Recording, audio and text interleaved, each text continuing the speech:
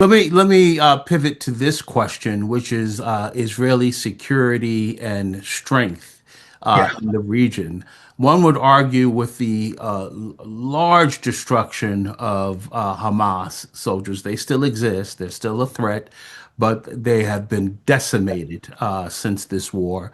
The decapping of Hezbollah in Lebanon, the fact that Assad is gone in Syria, the fact that the Iran nuclear program has at least been set back. It hasn't been completely obliterated, but it has at least been set back a number of months, if not years.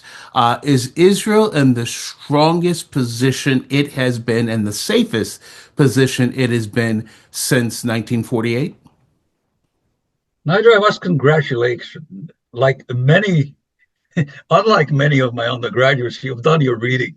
Uh, uh, Israel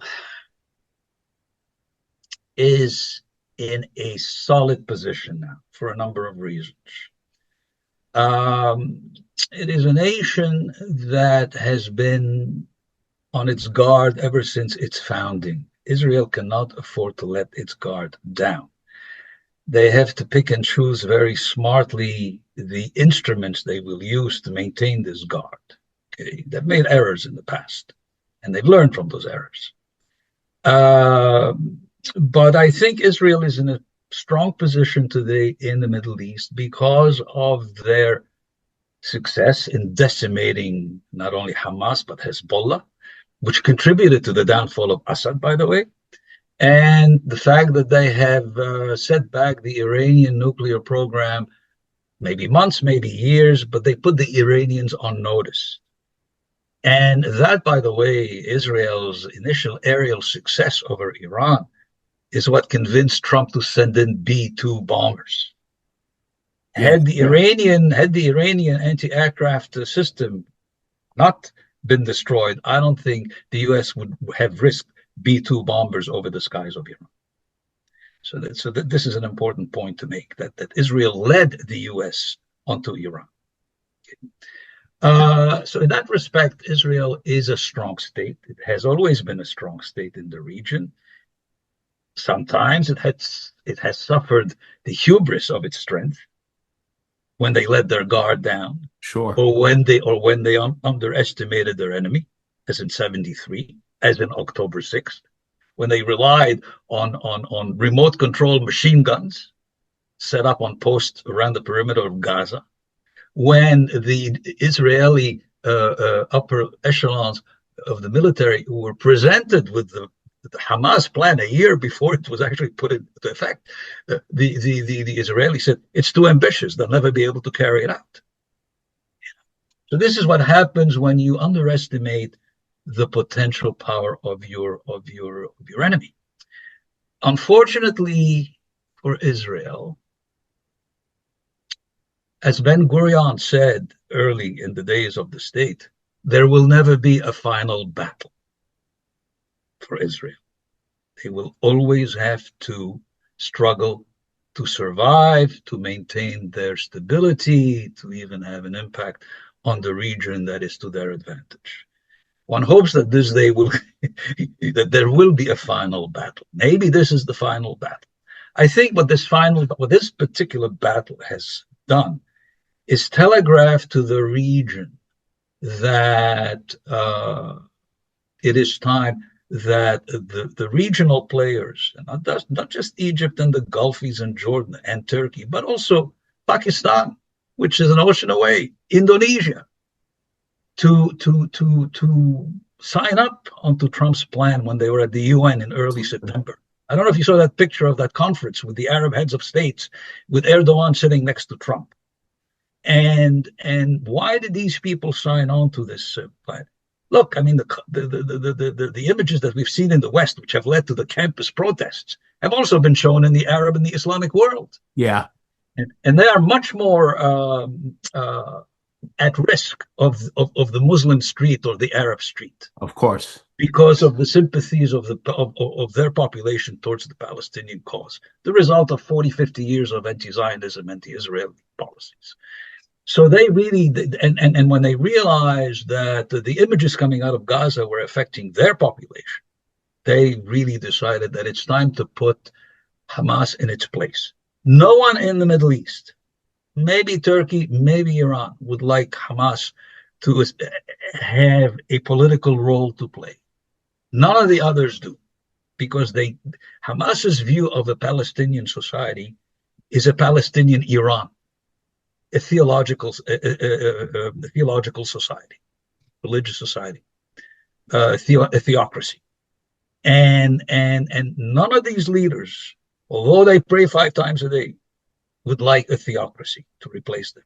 They, they're not ready for Jeffersonian democracies either, but they do not want Islamic theocracies. Right.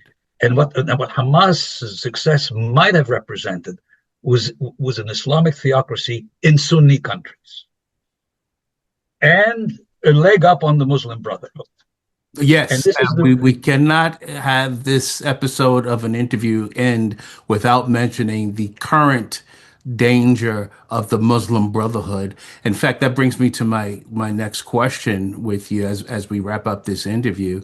Um, does there need to be a something similar to what happened in Germany after World War II, which not only did we force the Germans to put down their arms and surrender, but there was a denazification, at least in Western Germany, West Berlin, and the parts that were being monitored and overseen by France, the British, and the United States. There was trying to crush out and minimize the ideology of Nazism. Does something like that need to occur in the among the Palestinians? How many hours do you give me to answer this question? Unfortunately, we only have a few minutes left, so we're Okay, gonna have to well, bring you on again. let me try and put it in as succinctly as I can. Nazism had pervaded the German body politic since the interwar period. Islam has been part and parcel of that world for 1300 years. So denazifying Germany was really child's play. And also there was a long and strong tradition of democratic and intellectualism in Germany, way before Hitler came to power. Okay, Absolutely. the Germans had social security in 1884. We didn't get it till Roosevelt. Right. So there's a fundamental difference. Now there are various aspects of Islam and how it is applied to politics and society. You're talking about de-radicalizing the terrorists, the fundamentalists.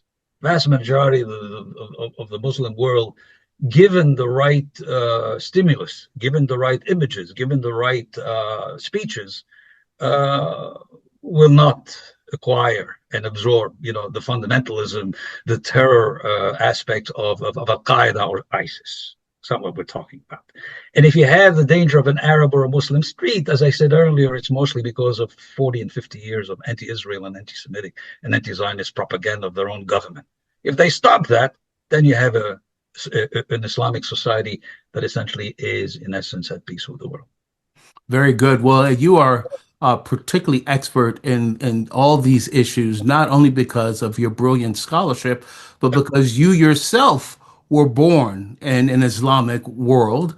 You were born, and I think you spent the first few years of your young life in Egypt, I did. in the Jewish community of Egypt. Talk to us as we close up this interview. Talk to us about that experience, and I would say probably through your lifetime and even before, a dramatic drop of the Jewish community of Egypt. I was born in Cairo, and I spent the first 10 years of my life both in Cairo and in Alexandria. I was the fourth generation born in Egypt. As a result of the 1956 Suez Canal War, we were given short notice to leave the country. We left. We ended up in France as refugees. And in France, we applied for entry visas to a number of countries, the US, Canada, Australia, and Brazil. And after a number of years in France, we received a visa to come to the US. And I ended up in Brooklyn, where everyone does. I finished high school in Brooklyn. And That's near and dear to me since I went to Brooklyn Tech and graduated from Brooklyn Tech myself. I went to Madison. Okay. You I beat went us to in Madison. football a couple of times. Um, I, I, yes, I suppose we did. In any case, Brooklyn Tech was known for intellectuals, and Madison was not. In any case, so I was trained as a European historian at Columbia, and I decided to write on European colonialism and imperialism in the Middle East. And I ended up spending a number of years doing research in the Middle East. And when I emerged from my research and finished my studies, I was a Middle East expert. You Yeah, don't live in the Middle East a number of years without drinking the water of the Nile and everything that comes with it. of course. So I ended up essentially spending my career mostly on Middle East studies, although I have taught European histories as well. And interestingly enough, what you brought up earlier is one of my abiding intellectual interests is the rise of fascism in societies, not just in Europe, but in societies in general.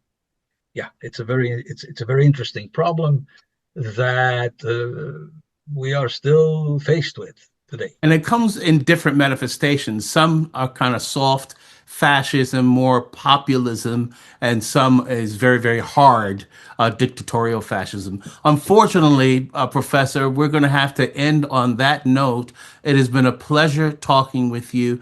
I want to thank you for joining Niger Innis Presents the Trump Revolution, a part of the TvAbraham network. And Professor, you may know this or not, that the TvAbraham network was named precisely because of the historic Abraham Accords.